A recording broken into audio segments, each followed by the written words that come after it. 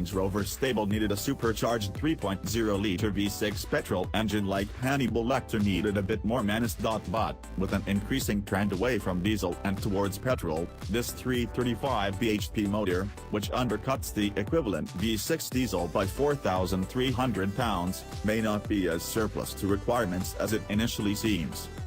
It has going into both the full-fat Range Rover and Range Rover Sport that we're testing here, the latter available only in mid-spec HSE dynamic trim.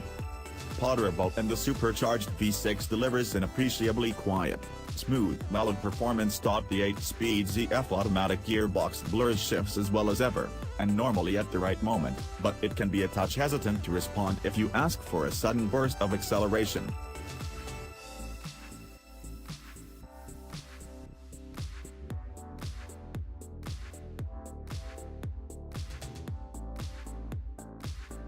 And you may well want to do that regularly. This is a fast car and there are kicks to be had in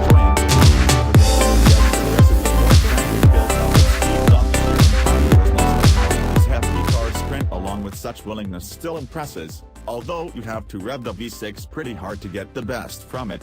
This character doesn't suit the Range Rover as well as the torque-heavy, muscular mid-range of the diesels and the dramatically potent V8 petrol engines do.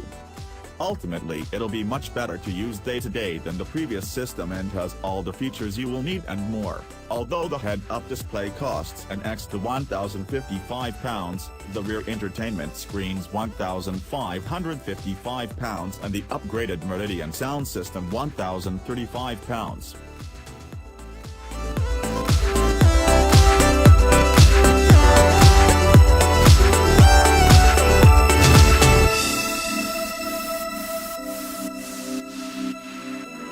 We love the Range Rover Sport. It's a familiar beast and yet it's one that never fails to impress anew with its sheer breadth of ability every time we prop an elbow on the door sill.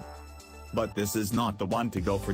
Yes, it's cheaper than the V6 diesel, which is still expected to account for the bulk of sales, and it is also quieter unless you stray into the higher reaches of the rev range. But the oil burner's hearty torque delivery is somehow just as satisfying and actually better suits the Range Rover Sport in the everyday mix of driving.